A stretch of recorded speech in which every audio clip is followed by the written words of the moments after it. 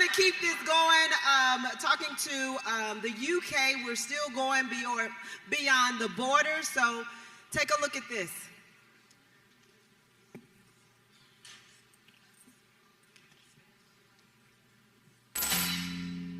I remember growing up as a young black girl and not seeing any images which represented me. And then my brother had a daughter, and I remember saying to myself that I didn't want my nieces to grow up in a world where they thought being a black girl wasn't enough. I wanted to build a brand that she would be proud of, but also see herself represented by, so that she wouldn't grow up in a world where she thinks that something's wrong with her for her not looking like everyone else in the country.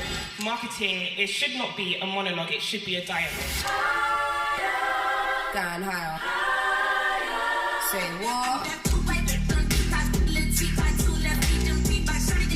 The way that you've been able to merge culture with education is so unique. And I know you guys say it, but there's truly no place like TSP. Because when I got here, I was like, what is this? It's a vibe, but equally you learn so much, and I think that that's really, really unique. And I think when you have insights from consumers, you're actually able to have a conversation with them, get to understand them, get to know them so that you know how to better serve them versus just speaking to them. When you think about the UK, don't just think of it as a small island in Europe, think of it as a gateway to the rest of the world. Living like a boss man, nothing like Hugo.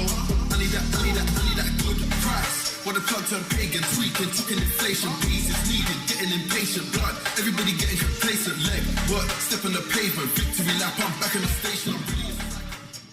TSP, welcome to the stage, Jamelia Donaldson. And if you hear this and then go on the back, go on the knees, baby, shake it to the max. With the DJ, please turn up the bass to the max. Please just rewind, let me shake it to the max.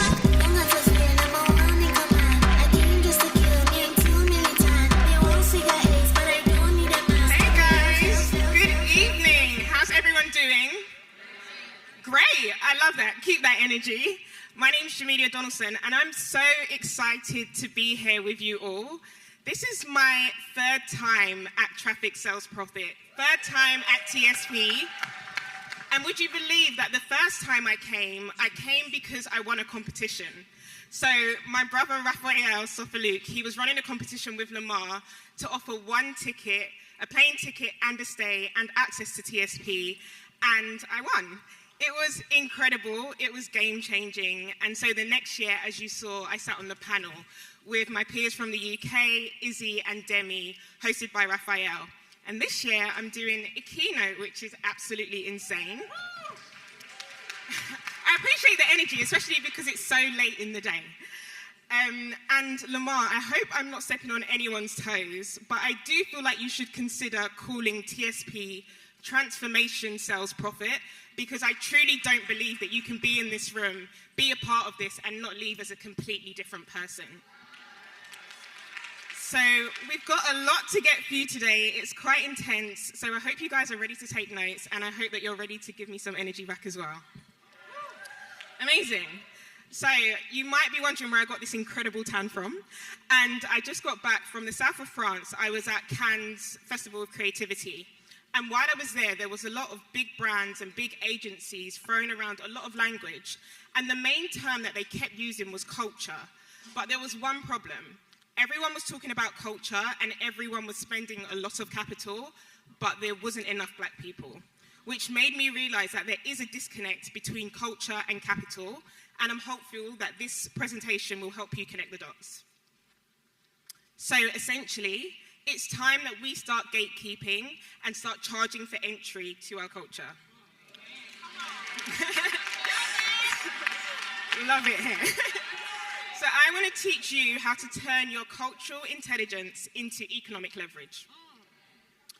As mentioned, my name's Jamelia Donaldson. I'm the owner and founder of a company called TreasureTress, which is a monthly subscription box for curly hair products. That's where we started. I've also authored a number of trend reports and white papers guiding over 250 beauty brands on international strategy. I'm somewhat of an expert in brand partnerships. We've worked with over 250 beauty brands. I'm a speaker and an educator and a guest lecturer at London Business School, Aston University and Warwick University. And ultimately, I'm here today because I'm on a mission to help you all lead from the front, shape your industry, and own your insights. So the picture on the left is actually me. I didn't always love hair care and I didn't love wash day. I actually hated getting my hair washed. So this is live evidence of an unsuccessful wash day by my mum. And as mentioned in the video, I grew up in the UK, and a big part of growing up in the UK was understanding that you would never look like the standard of beauty that was being promoted. So when I looked at TV, when I read magazines, when I ingested any media, it was never black women and it was never natural hair. And I wanted to build something that would change that, hence building TreasureTress. And so we've done many things, many iconic things. We've done pop-up shops, we've released a curly hair advent calendar, and we've released several reports. You can actually scan this QR code and access for free our first white paper, which I think you'll find really useful. But I definitely want to urge you to use it as a blueprint.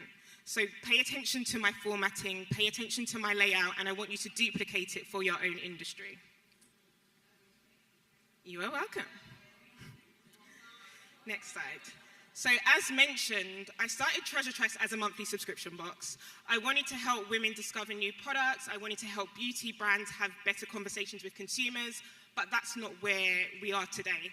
Where we are today is a completely different business. And I want to urge you all that the business that you have today doesn't have to be the business that you have tomorrow. You are free and you are welcome to evolve and expand. So something incredible happened when we released our white paper. We had downloads by over 600 brands. And these just weren't the beauty brands that we were going after. We wanted Pattern, we wanted Olaplex, we wanted Diva Curl, and we got all of those brands. But something interesting also happened. We got a lot of media companies, so Viacom, BET, Tyler New Media, UK Black Business Show. A lot of different organizations began to download our reports. So this is a key indicator for you all that whichever industry you're in, don't box yourself in. There are industries in finance, in education, in beauty, in lifestyle. Any kind of client that you want and any form of business that you want can be attracted through your white paper, as long as you execute it well and promote it well, which I'm going to walk you through. As mentioned, we started as a subscription box. And there were lots of key moments that happened once we released our white paper and started getting the attention of different brands. So one, we were able to form a partnership with Tracy Ellis Ross and actually support her UK launch into the market for her hair care pattern. Has anyone tried it? Yeah? Do you guys like it? Love that. Cool. And then in the middle, we have Mayel Made Christmas by TreasureTress. Has anyone tried Mayel? Yes. Are you guys familiar with the recent controversy with Mayel? Yeah, cool. So Mayel were going through a tough time, and at the exact time that they were going through that tough time, they were also trying to launch into the UK, which meant that we had a really difficult job of repairing their reputation and helping them connect to community. We were able to successfully do so. They wanted us to do an activation and reach curly girls globally. They gave us a target of reaching 5 million curly women. We reached 6.5 million. Then we have the Kiki Palmer and Cream of Nature partnership. Any Kiki fans in the audience? Amazing. So we were a key part of that strategy and also using it to boost UK sales for Cream of Nature. And then far right, we have one of my favorite activations, which was the activation that we executed to celebrate 7 years of business at TreasureTress. So we were able to find a retail unit right next door to Five Guys. And we were celebrating 7 years of business. There were 7 core members on the team at the time, and we thought, do you know what? Since we're next door to Five Guys, let's call it 7 Girls. We absolutely loved it. They absolutely hated it. And I almost caught a case, but thankfully I didn't. But again, we were able to have that pop-up shop sponsored by the biggest brands in beauty, not because of our subscription boxes, but because of our white papers and the thought leadership that came as a result of it. As far as press, there's a lot of press that's going to be mentioned throughout, but again, I just want to emphasize how important it is to become a thought leader and what can come of it. So we were able to be covered by Business of Fashion, Refinery 29, The Independent, WWD, all because we were thinking outside of the box and building a strategy for how we attract clients outside of our very niche market. So we've got quite the agenda here. There's going to be 4 key parts, right? The first one is the cost of being quoted but never credited. And here I'm going to highlight how much money we're leaving on the table as Black entrepreneurs when we don't actually publish our expertise. Secondly, we've got the benefit of being the source and the seller. So essentially, this time actually getting high off of our own supply. So the work that you're doing also getting paid for it. The third part is the IP flywheel. I'm going to show you how to turn your insights into influence and income. And then finally, we're going to close up with the blueprint. So I'm going to actually show you how to create your first IP asset. Who's ready? Amazing. So number one, the cost of being quoted but never credited. What happens when we don't document and tell our own stories? So I'm Jamaican, and I give you full permission. I give you full permission to kiss your teeth, roll your eyes, and whatever you need to for these examples, because there's quite a few. And I've only picked out 3 examples, but there are too many examples in culture of black people, black professionals, black geniuses thinking of these incredible ideas and our white counterparts taking credit. So this one is one that you probably recognize. We've got Little Richard and we've got Elvis Presley. So this quote really stood out to me because Little Richard said, "When I started singing rock and roll, I sang it a long time before I presented it to the public because I was afraid they wouldn't like it. I had never heard nobody do it and I was scared." So Little Richard had this genius, he had all of the ingredients, he had created this new genre of music, but he didn't name it and he didn't claim it and own it. And then came Elvis Presley, and he was able to package it, he was able to name it, and he was able to capitalize of it. And what happened? Elvis Presley is known as the somewhat king of rock and roll, and Little Richard, not many people know about him. But the thing that I really want to drive home is just how important naming conventions are. How we use language and how we label things really dictates ownership. So get used to naming whatever you're doing. Whatever you're doing in your industry, make yourself the leader and make yourself the thought leader through articulating your value. I love this nougat stuff, honestly. Second example, and this is one that really got under my skin, and it was when Kim Kardashian started wearing braids, and all of a sudden she was the creator of braids, which obviously she was not, right? Because black people have been wearing braids literally before Christ. But again, we didn't name it, which means that we didn't own it in the same way that she was able to. She was able to get the press coverage, and ultimately she was able to get the capital. And last but by no means least, who's familiar with this example? Edison and Latimer, right? So the myth is that Edison created the light bulb. The reality is that Edison developed the early stage light bulb, but it was actually Latimer that developed the filament to make it safe, commercially viable, and longer lasting. So when we're thinking about ownership, protecting our expertise, and owning our creations, these are just some really good examples of what we're leaving on the table when we don't, and also what could happen if we actually did. So ultimately, black creativity fuels culture, white retelling shapes profit. This is exactly why owning and publishing our own white papers, trend reports, and IP is so critical. It's not just about documenting insights, it's about controlling our own legacies. Who's familiar with this philosopher? My favorite philosopher, Jay-Z, said, "We are the culture, nothing moves without us, we just continue to give it away." I think it's important that we share in some of the things that we move, and I couldn't agree more, right? So why this matters for black entrepreneurs, in case this isn't already obvious enough, when you own the data, you own the narrative, and you build IP that others can't copy. When you own the data, you're able to leverage it for partnerships, for investment conversations, and for media. And when you own the data, you can monetize your insights, not just for your products, but also to create the data and sell it as a product of itself. Without data ownership, black entrepreneurs, we just get used as cultural case studies and we don't get compensated. We watch larger brands replicate the things that we do so naturally without giving us any credit. And we struggle to prove market demand, even when we're the ones that created the demand in the first place. So, definitions.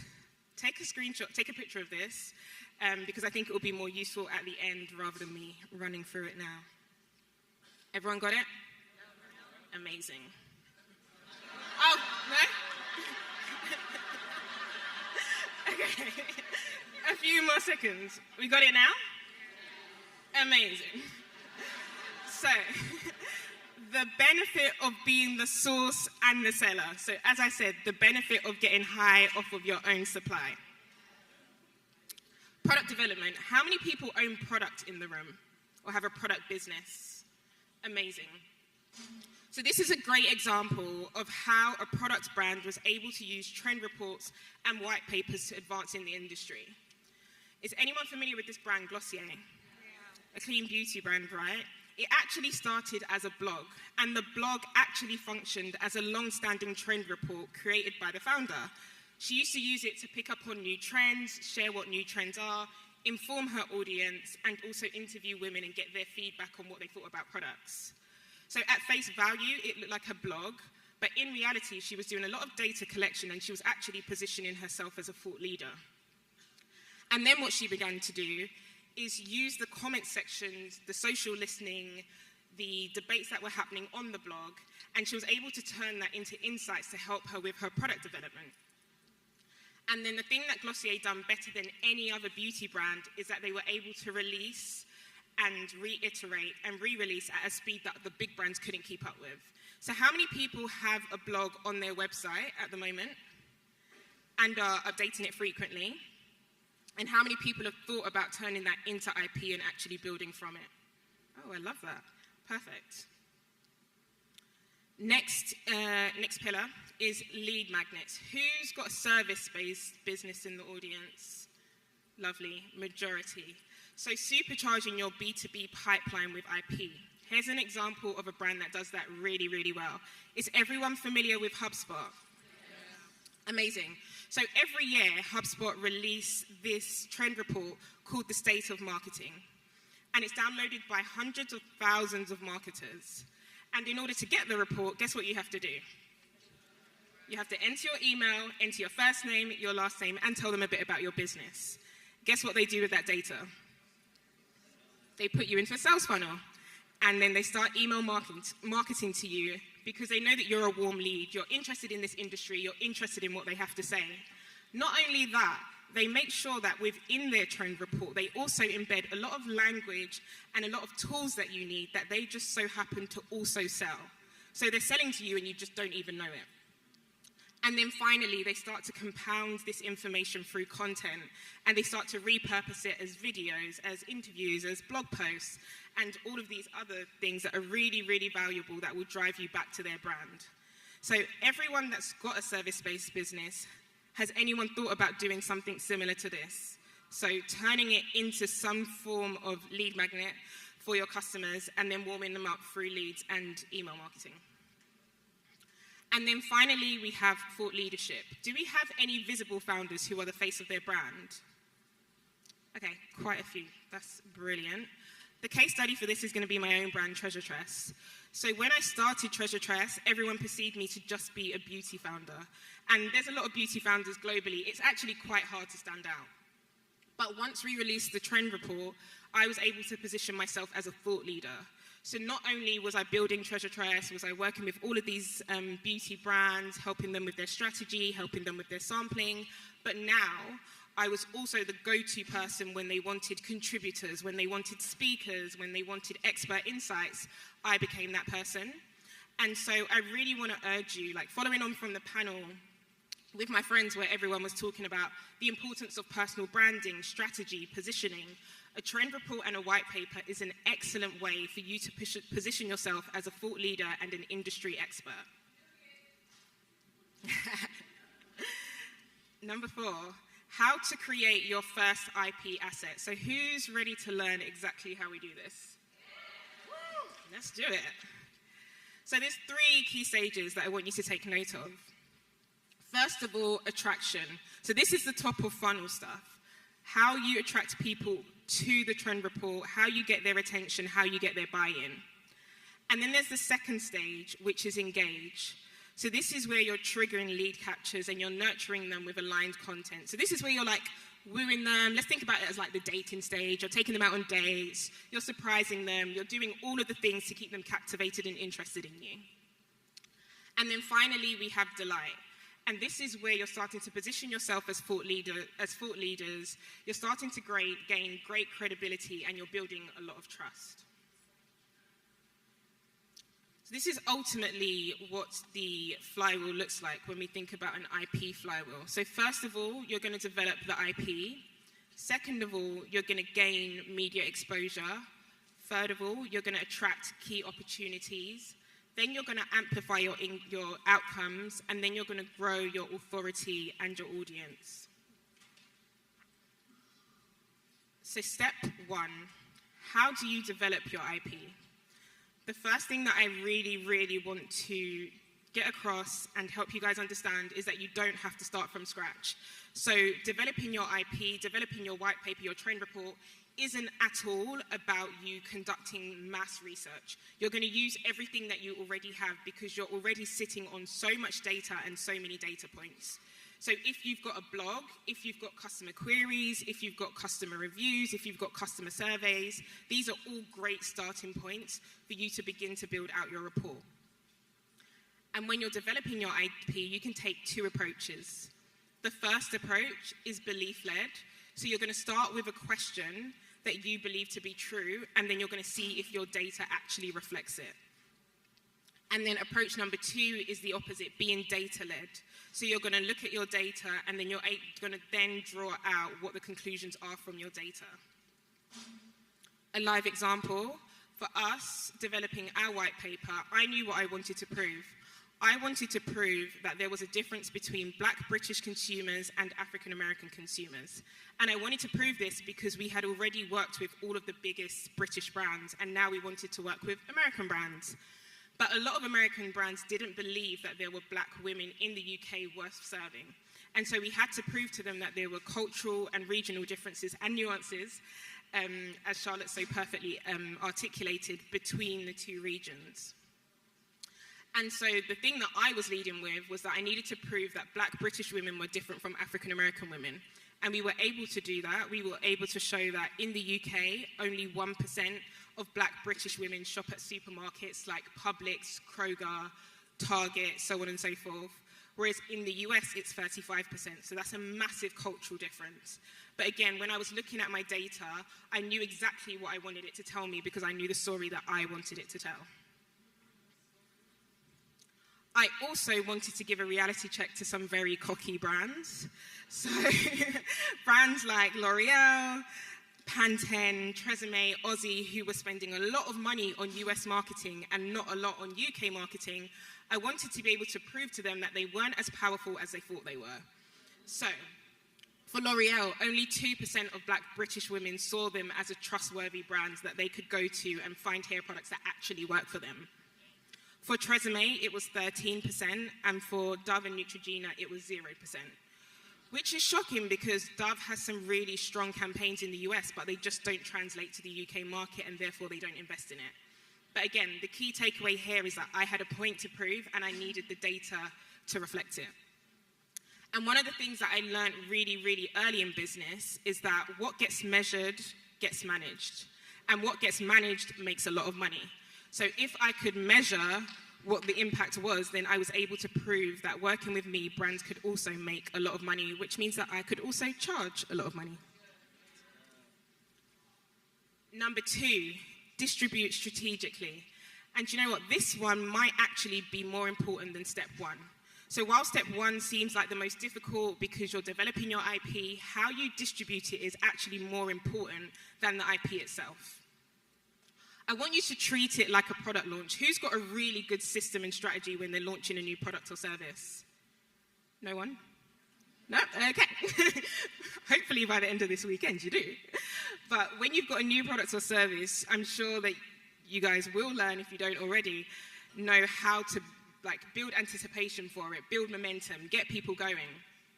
Ultimately, you want to make sure that you treat your white paper or your trend report launch like you're launching your latest product, whether that's your latest service or your latest cream or your latest hair oil, whatever it is. I want you to treat your white paper and your trend report like it is that thing. You're also going to share your report via newsletters, LinkedIn, social media, press, and various other things on your website. You're going to tell everyone that you possibly can about it. And then finally, you're also going to present it in webinars, talks, or workshops with brand partners or at industry events. One person that does this incredibly well is Beyonce. Any Beehive in the audience? Amazing. Did you guys go Cowboy Carter? Love it. I'm so jealous. I did not. But one of the things that I know for sure, and I can say this because I belong to the Beehive myself, is that Beyonce does not talk to us unless she's launching something. So unless she has a tour, merch, a new hair care range, she is not engaging with us. And ultimately, I kind of want you to take the same approach. Like, I really want you to start talking to your clients, your press contacts, your network when you're ready to launch it. I want you to start warming them up.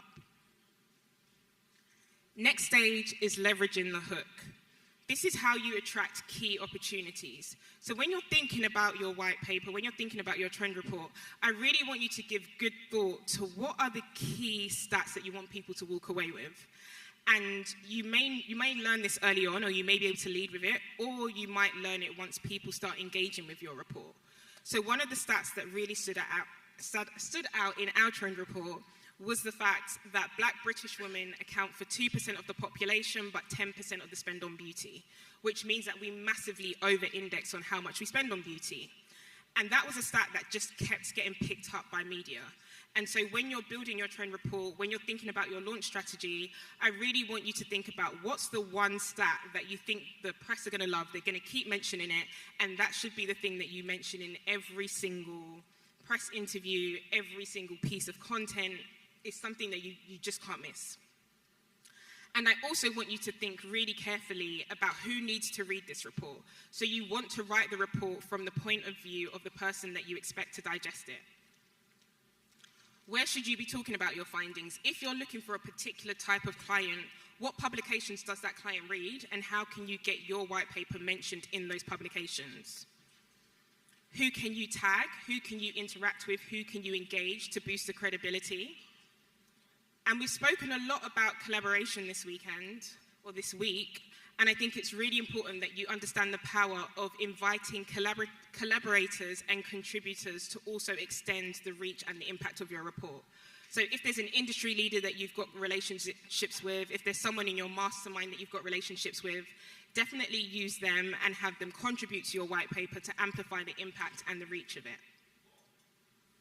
Someone that does this really well is our sister Meg. So one thing about Meg, when she's going to release a song, she's going to have a hook, and you're going to remember the hook. Summer actually belongs to Meg because we know it's Hot Girl Summer because Meg told us that it is. So when you're writing your reports, I want you to think in the same way that she does. When she makes her music and when she releases her music, she thinks, how's this going to be usable in Reels? How's this going to be used in TikToks? How are dance trends going to come from this? And I want you to think about your reports in the same way. When you're writing it, how do you want it to be used? How do you want people to interpret it? Which are the parts that you want them to remember? And those are the parts that you want to amplify. And then you're going to do the clever thing, which is repurpose it into new formats. So this is where we work a lot smarter than we do harder. When you do your one trend report, you're going to turn it into blog posts and Medium articles. You're going to write LinkedIn posts about it. You're going to post Reels and TikToks about it. You're going to host workshops. You're going to include it in pitch decks. You're going to do email courses or insight series. So ultimately, how can you use this one piece of content and turn it into all of these other things? Disney does this incredibly well. When The Lion King comes out, you've got bed sheets, you've got pajamas, you've got a soundtrack, you've got a film, you've got a theatre production. I want you to think about your trend report and your white paper in the same way. How many different formats and how many different versions of this can you release? And last but by no means least, this is the final stage, which is how you grow authority and audience. You start to gather feedback and data, and you start to track who's downloading it, who's sharing it, and who's using it as citations. You're also going to collect qualitative feedback. You want to know what people thought of it, what they found most interesting, and how they changed their behavior once they had it. So you want to identify what resonated most so that when you do your next trend report, you're able to replicate that again. And so you might be thinking, okay, this is great, Jamelia. Thanks for all of this information, but how am I actually going to increase my traffic, my sales, and my profit? So I'm going to break these down for you. So the first one is direct sales. Based on your level of expertise and your reputation in your industry, you can actually sell this report for money. So from the get-go, you can make money. Or you can use it as lead generation, which means that you're going to use it to attract new clients. And once you've got them, you're going to put them through some email marketing to warm them up and push them through some funnels. And you'll probably work with the funnel doctor to do that. And then we've got some consulting services. So now that you've established yourself as not only a thought leader, an expert, someone who is able to predict what's happening in the industry, you're going to start to offer consulting services, particularly to the brands and the companies that you want to work with.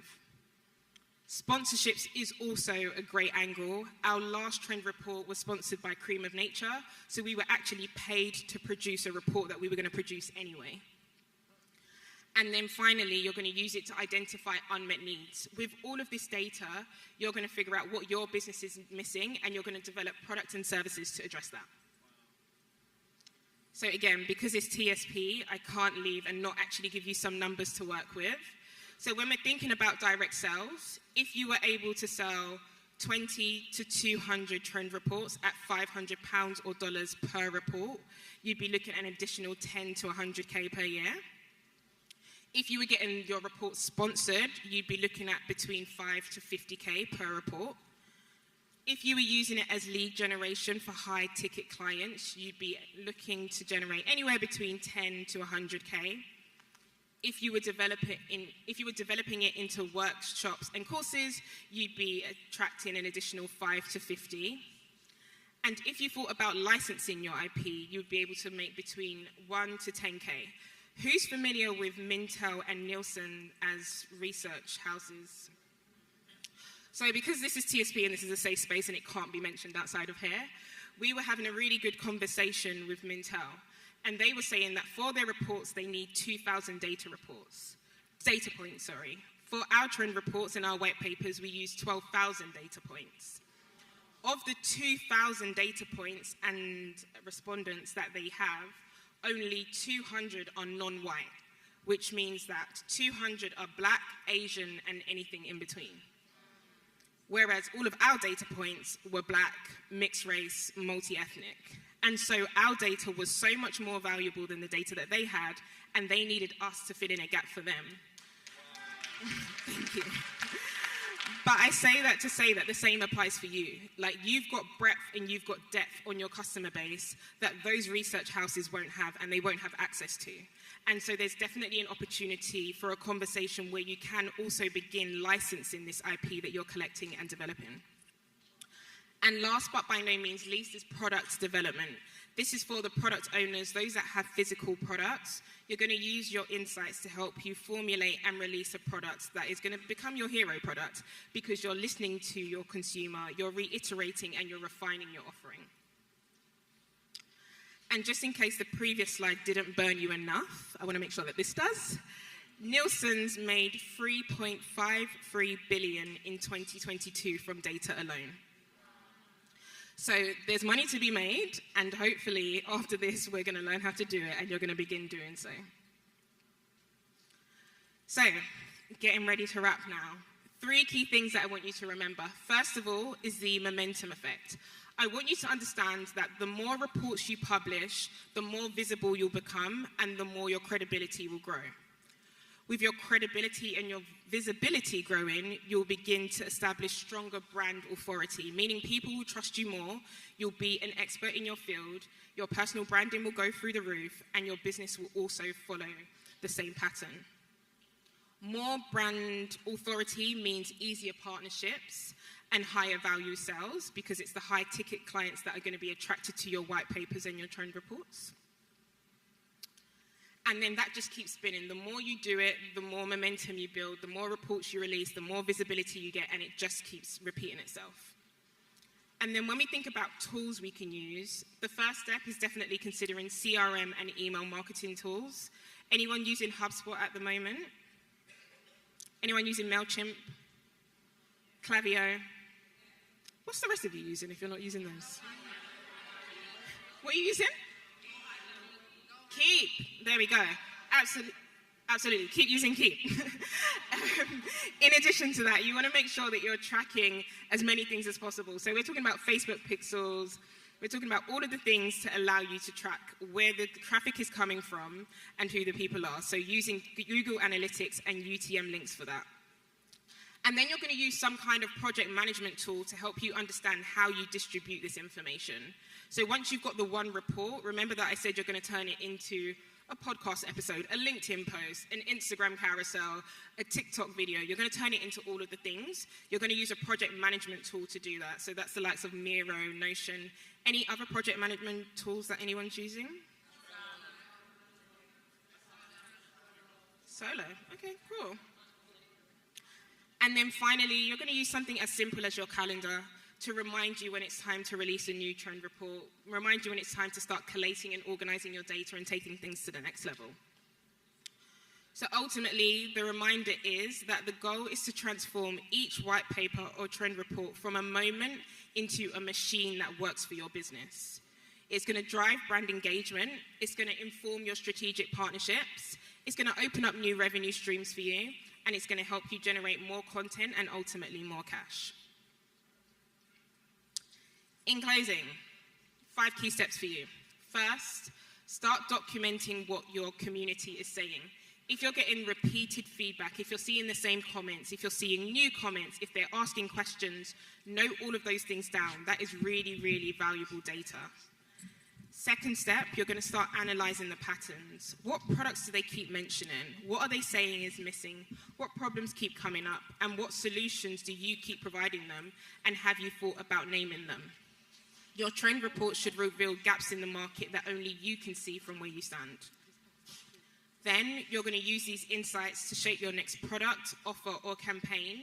And you're going to make it clear in your report that you built this alongside your audience. A key point is that I don't want you to give away the blueprint of your business until you've actually used it. So once you release your trend report, you should already have your next product in the market that addresses that issue so that anyone that reads your report is a few steps behind you anyway. And then you're going to publish your report and position it as thought leadership. So you're going to share it on LinkedIn, pitch it to press, and include it in decks. And then finally, when you publish your perspective, you're going to stop reacting to trends and you're going to start setting them. Because as mentioned, as Black people, we naturally do that. We just miss the naming conventions that allow us to own it in totality. So ultimately, it really is time to start owning what you know. Thank you guys so much for your time and for being such a great audience. I know that it has been a very intense day, but I truly hope that you're able to take something away from this. On the left-hand side, I've got a link to our 2025 trend report, which you can download for free today. Again, use it as the blueprint for your business and replicate it. And on the right-hand side, I've got my Instagram, because I'm not very good with my LinkedIn DMs. But drop me a DM, and I will share with you a workbook that you can use to help develop your own IP. And in closing, I can't close without saying a massive thank you and congratulations to Lamar and Ronnie on 10 years, because what they've done for Black global currency, not just the Black dollar, not just the Black pound, but the Black global currency is absolutely insane. So thank you to Lamar, Ronnie, and the whole TSP team. And thank you all so much for your time. I think we've got 2 minutes for a few questions. Woo! Who wants to go first? I do. We'll let the baby go. Go ahead. Hi, I'm Sariel Phillips. I'm co-founder at Kippenor of I Got Bank, where we facilitate workshops and sell products to promote financial literacy for youth. And my question is, so at the last panel, they said the British are not very direct. So would they be open to being approached about financial literacy for their children, especially the Black British? That is a great question, and I remember you guys from last year, so it's so good to see you. Hey. But yes, absolutely. Financial literacy for kids would go down a real treat, and it's not necessarily the subject matter, it's the language that you would use. So as, I don't know if it was Charlotte or Amma said, but instead of like the buy now in really aggressive language, you would say something like, learn more. Subscribe to learn more. Find out how you can teach your kids. Like, it's more passive language as opposed to more active and not aggressive, but more Direct. direct language. So you've got it, like what you're doing is absolutely incredible and the market will absolutely love it, but you're just going to be a little bit more thoughtful about your call to action and make it a little softer. Thank you. You're welcome. Hello, my name is Dr. Michelle. I'm the Chief Data Scientist of Mobile Beginnings Data Consulting, and I loved your presentation. The question I wanted to ask was about how you actually collected your data, like the 12,000, like how did you, what tools or methodology did you use to get all that information? Yeah, that's a great question, and I would love to give you like a super sophisticated one, but I don't. That's I okay, used you don't have to. Google Forms, okay? And from day one, we had been surveying our customers on what they thought about the products that we put in our boxes. And so we were literally looking at years worth of data and years worth of feedback on products, and we were able to spot some trends on like, oh, if this product contains this ingredient, then this was the response of the customer, or if this deep conditioner was in a tub rather than in a pump bottle, this is the response of the customer. We were also able to look at, oh, this is where the customer lives and this is how much they spend on beauty and these are their favorite retailers, and then we were able to connect the dots like that. So it was nothing sophisticated. Yeah. We used Google Forms to collect all of the customer feedback, and then where there were points where we felt like we wanted to go a bit deeper, then we used SurveyMonkey to distribute a survey that was specific to that subject matter, and we would incentivize it with like a cash prize or a gift or a free subscription for a year to make sure that we got the number of respondents that we needed. Thank you. You're welcome. Good evening. My name is Tammy Shiambare. I'm a business and legacy attorney. So I absolutely loved this presentation. I help you. high achieving professionals and organizations protect, scale, and multiply their wealth like the top 1%.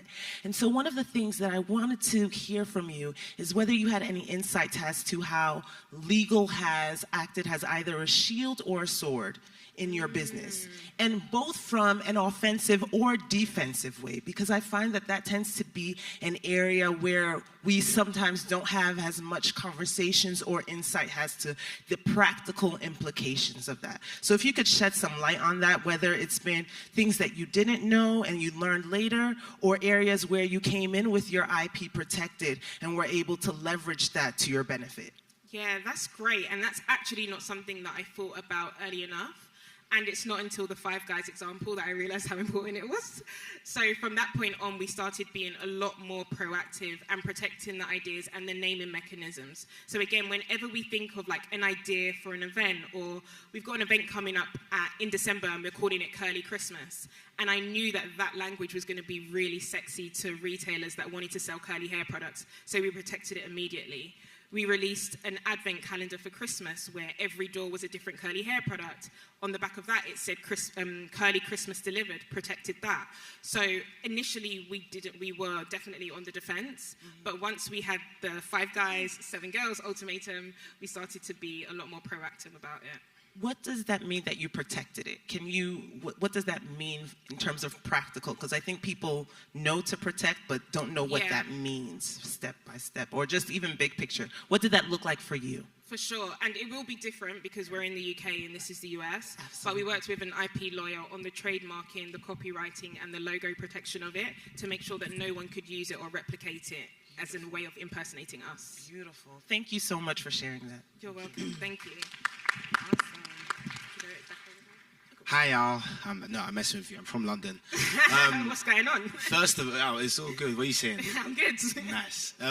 First of all, I just want to start off because, we're in Atlanta, so I'm going to do this in the American way. TSP, thank you so much! Because in London, we're going to have to cut that shit out because they are not going to receive me doing that. My job, well, first of all, for all of you, my name is Pierce, and I come from the UK, and I help people incorporate their businesses, their LTDs. And my question to you is that I am on the mission that I have to now go back and translate everything me and you have just seen here for the past TSP event to the people of London. And you, being who you are, amazing and all, I wanted your advice on what I could do personally to influence the sphere around me to actually take the leap and get out here and see what I've seen and see what you've seen. So I just want to check that I understand your question. So how to get more British entrepreneurs to come to spaces like Right this. here. And conferences like this. I think what you said about unpacking what you learned and also demonstrating results, like if you're able to say, I came to TSP, I learned this, I applied it, and this is how my business changed, this is how my revenue changed, that social proof would make a world of difference, I think. So Emma's great at storytelling. You should definitely talk to her. She will give you the blueprint on how to storytell what the experience was like. And then you're going to do the social proof bit where you say, before I went to TSP, this is where my mindset was. And post TSP and the TSP transformation, this is what I've become as a result of it. Saved you. I'm joking. No, thank you so much. All right, TSP, last question. Last question. Is that me? Oh, okay. well, we got to go with the baby, ain't we? Hello, TSP Live. I'm Zion Phillips, another proud co-founder and entrepreneur of iGotBank. At our company, we bridge the gap of financial education by offering peer-to-peer workshops and interactive products to go beyond the exposure of schools. Go to our website at www.igotbank.education or search iGotBank on Google and sign up for our newsletter. Okay. Love that. I interviewed you, and I forgot to ask this question. So, what have you noticed about the entrepreneur space in the UK, and how do you suggest I learn more about how to approach that customer base? Sorry, say that. What do I notice about... What have you noticed about the entrepreneur space in the UK, and how do you suggest I learn more about how to approach that customer base? I mean, I don't think it exists, if I'm being completely honest. And I think if you moved to the UK or you targeted the UK, you would be the first. So I would definitely recommend doing that. And you don't have to do that geographically. Like, you don't have to ask your mum to move to a new country.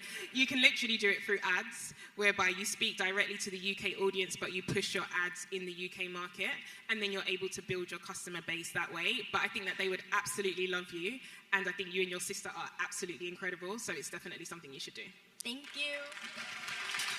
All right, TSP, let's give it up for Jamelia Donaldson.